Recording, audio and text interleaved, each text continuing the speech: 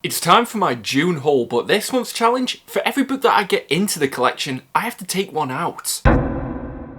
Woof woof! Hey guys, it's me Marcus, aka the Maddogg, and we're back with another video. June started off pretty well for me because I managed to pick up the Infinity Crusade Omnibus from Forbidden Planet. This was on sale for less than £50 and I knew that I needed this to complete the original trilogy. I'll be honest with you, I almost passed on this completely, but because of the fact that it was less than half price, I knew it was something that I wanted to pick up. I've already read through Infinity Gauntlet and I did enjoy it, but I haven't yet read War and definitely haven't touched this one. But as you guys know, if you've watched any of my videos before, I am weak. If I see a sale, I just have to buy it. There wasn't too much else that I saw in the sale, but I'm at least glad that I managed to get my hands on this one. But because I already had to pay postage on that one book, I decided to treat myself to Power Rangers Lightning Collection SPD Pink. Female figures don't get made in the same quantities and I still want to be able to round out some of these teams. So I'm glad I got this one, even if the finishes on it aren't really up to scratch. But it was around the beginning of the month that I filmed my room tour, and as I was getting ready for that, I noticed that I was hoarding quite a few books. That's when the idea for this challenge began, and I decided that for every book I buy this month, there has to be at least one that goes on me to sell pile. And fair warning, I'm doing this on easy mode with it being the first time round that I'm trying. Maybe if this is the type of challenge that you enjoy, I can do some kind of hard mode in future. But you know, I love the books on my shelf, so I'm not just going to get rid of some of them just for the sake of a video. But in place of the Infinity Crusade Omnibus, I decided to get rid of my original printing of Captain America by Ed Brubaker. I got the recent reprinting with the DM variant, so I have absolutely no reason why this was still on my shelf. But you know, it's a small step and I felt good about it that I was finally making this progress towards not just hoarding every book that I get in. After that, I picked up a few books from Amazon that I noticed had gone a bit cheaper than usual and that I'd had my eye on for a while. The first of which was the Firefly Unification War Deluxe Edition. I still haven't read the first hardcover, but I love the Firefly TV show and it's definitely something that I need to give a rewatch to. I love the build of these Boom Studios Deluxe Editions and especially the fact that these are sealed because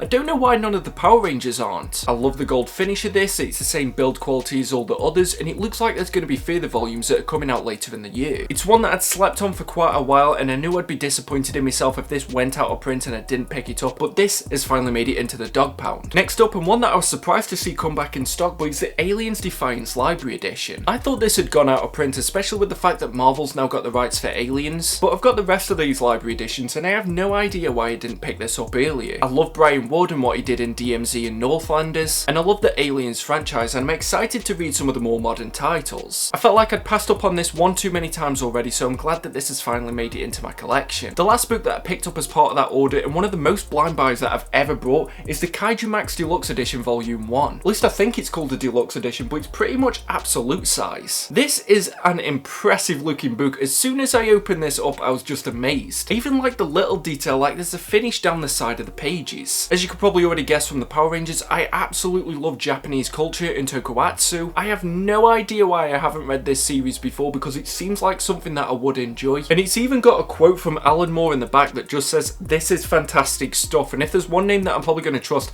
it's Alan Moore because of the fact that he still terrifies me. But either way, this is a beautiful looking book. I'm hoping that this is a blind buy that pays off, and I'm really glad that this is entering the Doggpound. But with that one order, it meant that 3 books had to leave my collection. So the first one that came up to the chopping block was Thanos by Donny Cates. I've not opened this. I read it when it was coming out in single issues, but admittedly, it's been double dipped in so many other books that I feel like eventually I'm going to end up buying the same material that's in this, but in the future. But still, I just look at this and it feels like it's incomplete in the collection, that I can't really get the other stuff that's in those omnibuses without double dipping at some point with this. The next 2 books that left the shelves for the to sell pile were both volumes of Alias. Hear me out, I absolutely love this series and there is no way that I'm passing up on a third opportunity to get that omnibus. But admittedly, it's just going to collect the same material that's in these 2 complete collections. So yeah, with this series, it's not goodbye, it's just I'll see you later. But the next book that I picked up is one that I was unsure if I'd get my hands on because it's The Incredible Hulk by Peter David Volume 3. Yes, it's a DM variant. I absolutely love this cover and I wasn't the biggest fan of the standard edition. Some people seem to like it, that's fair enough, but admittedly there was no way that I wasn't going to get this version. I had this pre-ordered pretty much the day they got solicited on Forbidden Planet, but then the covers changed about a few months ago. Luckily they did send an email out asking that people wanted the cover that they'd originally ordered, so I was worried for a little bit, but it seems to be for no reason. But admittedly, I am thinking of moving all of my pre-orders across to America. Obviously JP's always been helping out the channel and I've just had so many issues with books that I ordered well before the final order cutoff. At the end of the day, everybody can spend their money how they want. I'm not saying that that's what other people in the UK or the EU should do, but it's what I'm personally going to be doing. And just whilst I'm on it, I know that you can still get this cover from my channel sponsor, Organic Price Books. They're super reliable, they've got fast shipping and great packaging, so I can definitely recommend them. So if you want to treat yourself to a book and at the same time support the channel, I'd recommend checking out the affiliate link down below, and if you use code WOOFWOOF, you will get $2 off your order, and you can use that as many times as you like. But that meant that another book had to unfortunately leave the dog pound, and this time round I chose the Marvel Masters of Suspense Volume 1, which yep, is very difficult to say with my lisp. No disrespect to this book, but I can't really ever see myself reading it. I brought it when Amazon Germany had that mega sale going on, and it was definitely an impulse buy because I just couldn't believe the price. I'm not perfect and I'm never going to claim to be. Not every book that I've brought in the 15 or so years that I've been reading comics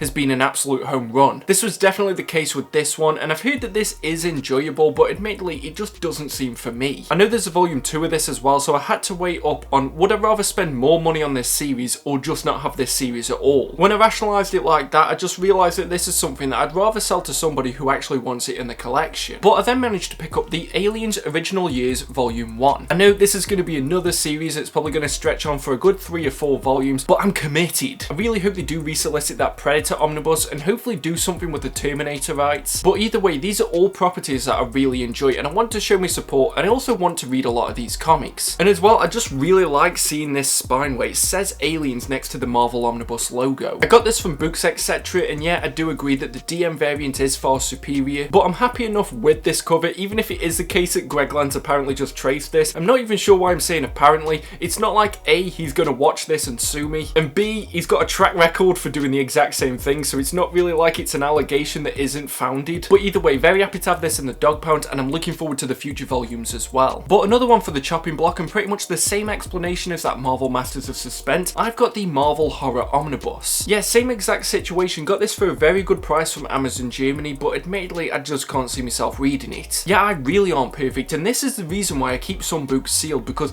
I'm not too sure if I'm ever going to get round to it. In my head when I'm buying them, I really want to. I never buy a book with the intention of just never reading it. But you know, a few months go by and you just see it sitting there on the shelf and you realise that it'd probably be better off in someone else's collection. Shadowcat and myself then had a weekend away to Liverpool because we just really wanted to get out of Stoke for a bit, and admittedly there's nowhere here that does a burrito. What they do have though is a Forbidden Planet, and I didn't realise that these had come back into print. I'm not sure if that's what you say for an action figure, but the first thing that I picked up was the Terminator Police Assault variant. Well, it's not actually a variant, but I hadn't seen this around for a while. I didn't think they were going to bring it back into production. I already had the Tech Noir, and I really want to get into doing dioramas and stuff like that so that I can actually make the club scene, and I want to get him like an 80s style bike like he had in the movie, and I'm just hoping that they make a NECA Ultimate Kyle Reese and Sarah Connor but from the first movie. They also had the standard edition of the T-1000 from Terminator 2, but I'm a little bit disappointed with this because it's supposed to have a handgun and it's just not there. But still, this was the last of the Terminator 2 figures that I needed, and I'm really glad that I got this. I actually prefer this over the Motorcycle Cop edition. I might actually have to start getting a second set of these because I really like the windows that these come in, but at the same time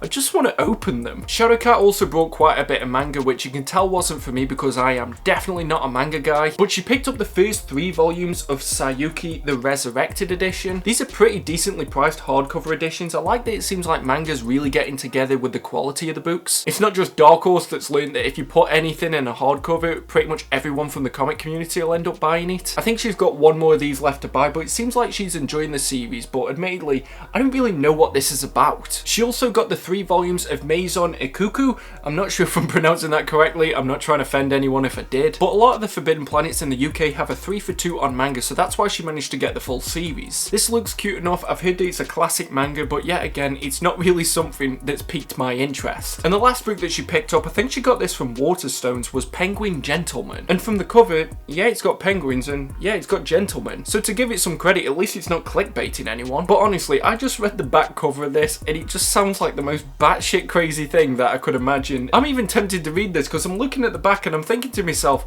Why is this a thing? And sometimes those ideas are the best stories, so you never know, this might be the one that converts me. But with me, there is one manga/anime that will always get a free pass. I haven't had this in my collection even though I watched it nearly 10 years or so ago, but that is Afro Samurai. I love Afro Samurai. I watched this before I even knew what manga or anime was, which is why I can get past it on a technicality. I also think that it's just bang out of order that this seems to have been forgotten when you talk about the history of anime in the Western world. This had Samuel L. Jackson and Ron Perlman as part of the cast, and when this came out, it was just the biggest thing at the time. You know, in terms of like geek culture, this wasn't like outperforming Avatar or anything like that, but I think Afro Samurai deserves to be remembered, and I think that because of this, it's the reason why a lot more people know about anime to begin with. Yes, you've got stuff like Akira and Dragon Ball Z, but I think this deserves to be talked about in the same discussion. I don't know, I might break my manga code and do a video on Afro Samurai just talking about why this needs to be remembered. If that's something that you're interested in, let me know in the comment section below. But either way, I'm glad that this finally found its way into the Blu-ray section of the Doggpound, and it's something that I'm definitely looking forward to revisiting. But the next comic that I picked up, and the first DC one of the month, I've got the Superman Man of Steel Volume 2. If you watch Whale Watch, you know that this has been on my radar now since last month. And I noticed that Amazon was pretty much the last place that had it in stock, and I knew that I just needed to jump on this. Volume 1 disappeared, and I'm not sure if they're going to bring it back in print. It makes sense, but then again, this is DC that we're talking about. And John Byrne's Man of Steel is one of the reasons why I got into comics in the first place, so I need to show this title the respect it deserves, even if DC isn't by honouring it with an omnibus. I think I only read 2 trade paperbacks of this series, which takes me a little bit past the Man of Steel miniseries, so all of this is uncharted territory, and I am very excited to see what's contained in here, but admittedly now, I have learnt my lesson. I am not going to sleep on these Man of Steel volumes. As soon as I see one come in stock, I'm going to buy it. Admittedly, I just took a little break between filming, and Volume 3 has just come in stock at Books Etc, so I'm going to order that now, so don't be surprised if that shows up next month. The book I pre-ordered then got delivered, and it's the Spider-Gwen omnibus but the DM variant. Just look at this, like, yeah, I know the standard edition is still quite nice, but this is just something else. I've only read part of this series, and I am very excited to see what else was in this run. Admittedly, you can still get this cover over at Organic Price Books, and I'll leave a link in the description so that it can take you straight through to there, but this is one of those Marvel Now titles, in a similar way to what I said about All New Wolverine, that I'm very excited to give a proper chance to now that it's finished. I think as these series were coming out, it was easy for them to just get lost in the masses of other titles that were being released, but now that it's getting an omnibus, all eyes are on it, and I'm glad that it's entering into the Doggpound. I then ordered a few things off Zavvi because good friend of the channel BJ Cakes is always talking about these amazing hauls that he gets. I definitely recommend checking out some of them because he does much better at ordering stuff from them than I do, but the first thing that I picked up was the Power Rangers Lightning Collection SPD and A Squad Blue. This is the duo pack, and yeah, I am really pissed off now because of the fact that I'm going to have to get the other 4 members of A Squad, all because of the fact that I just wanted SPD Blue, but admittedly, I'm not complaining too much because I probably would have brought them even if they were sold separately. Very happy that this one's entering the collection, but admittedly, I kind of wish that they'd sack off these civilian heads because I don't see too many people using them, but I'd rather them do that and then get better quality control over the overall paint that's on the figure than to have this civilian head that pretty much just sits in the box the entire time. I then ordered a few more things from them, and this might be stupid because do you know how I'm always saying that, oh, I don't have enough money to buy the comics I want? Well, I decided to get another expensive hobby, which is these 4K Ultra HD steelbooks. The first one that I picked up had to be Mulan. This is one of my favourite movies of all time. Like, it's got Mushu in it, of course I'm gonna love this. But I absolutely love the artwork that's on this, and also the title is embossed. I just think that this is overall a great looking steelbook. And it got delivered on one of the hottest days of the year, so I could just put it against my head and it was really nice and cold, so got my money back already just on that alone. The other one that I brought is comic book related, so good on me for finally doing that in a video, but it's Blade 4K, and it's this limited edition collector's set. I think this was only available at Zavvi, so I'm not sure if it actually is limited edition or they just said that so that I'd buy it. But the slipcase has beautiful art on it, the steelbook does as well, and this is just one of those underrated superhero movies. I've already watched it, that's why it's not in the case at the minute because it's currently in my Blu-ray player, and this looks like it was filmed yesterday. This has really sold me on 4Ks, and I kind of wish that this looked awful, because if it did then I wouldn't buy more 4Ks, but now all of a sudden I want to get Speed, I want to get Total Recall, I want to get the entire Harry Potter collection, and it's all because of this movie right here. But I remember how long it was before we got a normal Blu-ray release of this, so I'm just glad that it's finally getting some respect, and I'm more than happy to have this in the Doggpound. But getting back into the books, I got Berserk Deluxe Edition Volume 6. This was the one that was missing, and there's going to be a little bit of a story time with this because WH Smith is a company over here in the UK that sells books, and for some reason they were listing a load of DC omnibuses and deluxe editions for ridiculously cheap. So I pre-ordered it because of course I was going to, and I wasn't expecting anything to happen from it. A few days later, I got an email saying that it was going to be cancelled, but that they were going to send me a £10 gift card. I didn't feel too ripped off by it because that is £10 for me pretty much doing nothing. I've seen some people complaining, saying that they're offended and that the rights have been infringed, but admittedly, do you want a company to go under just so that you can get one book cheaper? For as much of a cheapskate as I am, I'd rather people still be able to keep a job. So even if they would have just cancelled it, I wouldn't have been too bothered, but when they sent that £10 gift card, I noticed that they had this in stock. So I added it to my basket, and it also allowed me to have a £5 off when you spend over £25 purchase. So I got this for just shy of £15, and I'm glad that I've now caught up with all these Berserk Deluxe Editions. But then realised that I hadn't really been keeping track of the books that were going out and the books that were coming in. So I did something that could possibly be quite stupid. But the one rule that seems to go throughout the collected editions community is that we can't trust DC. Anytime a book that we really want gets solicited, in the back of our minds, we always know that it might get cancelled. One of the titles that I am looking forward to more than any of the others is the second omnibus of Batman by Scott Snyder and Greg Capullo. We've been waiting for that to get solicited for a while. It was the reason why I didn't pick up volume 1 for so long. So I'm just praying that DC doesn't cancel it, but this is 10 books that are leaving my collection. It felt good to do this, even though this run is so important to me, but I need to get out of that hoarding mentality because already I've got 2 sets of The Walking Dead, Preacher and Scott Pilgrim, and I thought that when I eventually go back to read this run, I'd want it to be in the omnibus format rather than these 10 trade paperbacks. Shadowcat then surprised me with a few books in her ongoing quest to make me a manga guy because she picked me up the first 4 volumes of The Way the House Husband. I've been watching the anime of this on Netflix, and it's just got such a great sense of humour that really tickles me. It's about this terrifying former leader of the Yakuza just becoming a house husband and doing a load of chores. His past's always catching up with him, and each story is kind of unique to its own. I've had such a good time watching this, and I'm very excited to get into the manga. Is this going to be the book that will finally turn me though? Admittedly as well, this one's been quite difficult to get, so I'm really grateful that she did manage to find some of these earlier volumes. But because I wasn't certain of my totals, even though I'm sure that I'm going to put it up somewhere here in editing, I decided that I should add the 6 volumes of the Wonder Woman New 52 run into my sell pile. I have had the omnibus of this for nearly a year now, so I have no idea why these are still on my shelves. I love this run, which is why I upgraded in the first place, but I have absolutely no need to have this in my collection. Admittedly as well, even though I did have one more delivery that came in this month, I realised that I need to start reducing the amount that I spend. But that's made even easier if you sell some of the books that you're never going to read again, or maybe already upgraded, which is why I'm happy that I've taken this first step, and hopefully it'll be something that I'll continue on with moving forward. There are probably some books that I am never going to read again, and they're just taking up space. I do want to get myself into a nicer area so that I can film at a time other than pretty much near midnight, and I do want to be able to eventually retire my mum and dad, so selling some of these books that I've already got in other formats or know that I won't read in future will hopefully help me to get into better spending habits. But there was one other delivery that I got in this month, and it's probably the one that I'm most proud of. It's all thanks to SCC, who supported this channel from day one,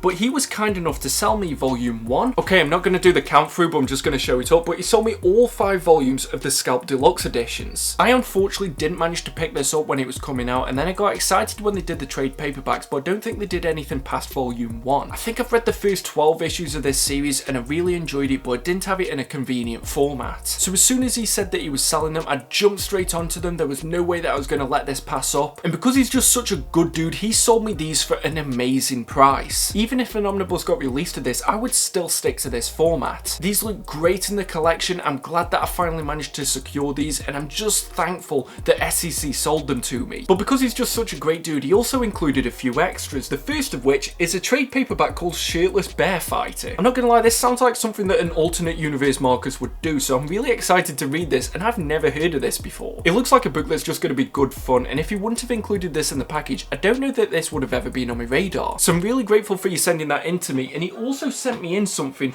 that I'm just blown away by. I think admittedly he might have been opening some kind of Pandora's box, but he sent me a slab, a 9.8 slab of a variant cover that's signed by Charlie Adlard for The Walking Dead. I've never had a slab before, and now that I've got one, I want all of them. I want to get a giant size X-Men issue 1, the first appearance of the black suit Spider-Man, and there's just so many others that I want now because of the fact that I've just seen how amazing these are. I am blown away by his generosity that he'd send this to me, and I'm so grateful for it. We are currently currently in the planning stages of getting some merchandise out, and as soon as I have done, I'm definitely going to make sure that you're looked after. Yes, you probably have got me addicted to slab buying now, which is probably going to be a different journey in the Maddogg Comics channel, but still, I can't thank you enough. And also, you included a really nice note in the package that I've kept in a box of just like all sentimental stuff. It's like when people send me really nice comments or messages, because I don't really know what I'm doing with this channel. This past month, admittedly, it has been quite difficult because work's just gone crazy because of the Euros being on at the moment, and my health hasn't really been all there. That's why there wasn't an MDC, or that I didn't really do too many live streams. It's just been a little bit difficult for me. I've been having eye issues when I'm in front of a camera for that long, but it's hopefully something that I'm going to be able to push through, and hopefully I can bring back more live streams in July. But those are all the books that I got in June, and also the books that I got rid of in June. And I've also got a challenge planned with the money that I'm going to make from the books that I sell this month. If I want to know what books you picked up this month, leave it in the comments section below, or make sure that you join us over on our Reddit page r/Maddogg Comic Community. But if you like this video, give it a thumbs up. Let's see if we can smash a like goal